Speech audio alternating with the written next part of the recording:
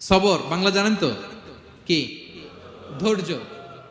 ধৈর্য এমন একটা গাছ যে গাছের চারিদিকে কাটা, কিন্তু ফলটা মিষ্টি সুস্বাদু। এই সুস্বাদু ফল খেতে হলে এই কাটাগুলো সহ্য করতে হবে। ধৈর্য। ছোট্ট ছেলে মেয়েদেরকে ননির পুতুল করে গড়ে তুলবেন না, খবরদার। ওদেরকে কষ্ট সহিষ্ণু করে গড়ে তুলবেন। আপনি থাকতেই কষ্ট করা শিখান, তার জীবনটা স্মুথ হবে, তার ক্যারিয়ারটা ব্রাইট হবে, তার ভবিষ্যৎটা সুন্দর হবে। ছেলেমেয়েরা কিছু চাইলেই সাথে সাথে দিবেন না। অনেক বাবা মা আছে এত আদর করে, এত বেশি আহ্লাদ করে, যা চায় তাই দেয়, পরে হিতে বিপরীত হয়, ঠিক কিনা?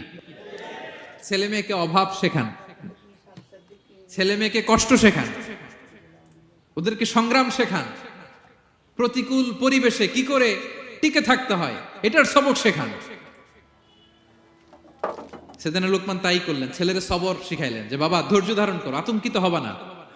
জীবন এটা সহজ নয়, জীবন চলার পথ সহজ নয়, এটাকে সহজ করে নিতে হয়। কখনো সবর করে, কখনো ক্ষমা করে, কখনো অন্যকে ইগনোর করে, কখনো দোয়া করে, কখনো আল্লাহর উপর তাওয়াক্কুল করে, ঠিক কিনা? ছেলে মেয়েকে আদর করে বোঝাবেন, বাবা এখন তুমি বাবার হোটেলে খাও, মায়ের হোটেলে ঘুমাও।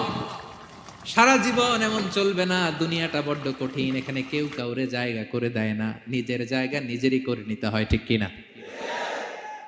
ছোটবেলা থেকেই তাকে দৃঢ় মনোবলের করে তুলতে হবে যে বাবা দুনিয়াটা এত সহজ নয়, এটা সহজ করে নিতে হয়। This is the life hacks. এই লাইফ হ্যাক গুলো আপনি শিখাবেন, লাইফ লেসন গুলো শিখাবেন। ধৈর্য ধরো, সৎ কাজের আদেশ দাও, মন্দ কাজের নিষেধ করো। এগুলো করতে গেলে একটু বাধা বিপত্তি আসবে, কিন্তু শেষ হাসিটা তুমিই হাসবে, ঠিক কিনা? বিজয় তোমারই হবে।